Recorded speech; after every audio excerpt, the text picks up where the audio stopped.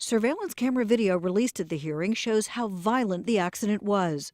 Moments before the crash, pilots realized they were coming in too low and too slow. They tried to correct. It was too late. The jumbo jet hit a seawall near the end of the runway, snapping off its tail, sending the plane skidding. One key focus of the hearing, how pilots use sophisticated cockpit computer systems. We do have an issue in aviation that needs to be dealt with respect to automation and performance when it comes to the interaction between the aircraft and the human being. In the Asiana crash, the captain disconnected the autopilot to take over the controls, but did not realize that also disabled the automatic speed control on the Boeing 777.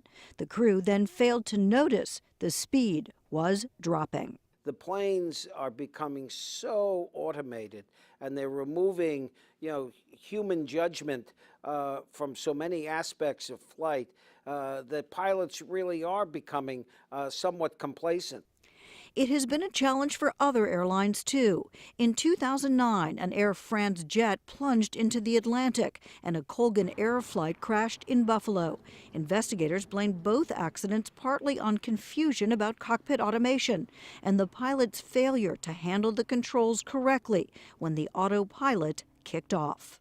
Just last month, the FAA issued a report that found that pilots are so reliant on the automated systems on airplanes that they're sometimes losing their skill to actually take over and fly the plane in an emergency.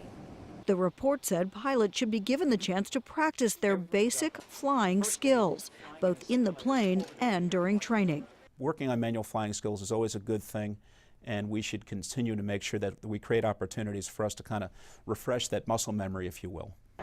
Also critical, automation design. New documents reveal that even before the Asiana crash, there were concerns about Boeing's automatic speed system, which will not kick back on in certain settings. The Asiana pilot told investigators he thought the auto throttle system, the system to maintain airspeed, was always working. Boeing defended its design and pointed out ultimately it's the pilot in control. As we apply automation as a tool to aid the pilot, not replace the pilot. It'll be months before the NTSB finishes its investigation. There will likely be a host of recommendations to improve the delicate dance between man and machine. Lisa Stark, Al Jazeera, Washington.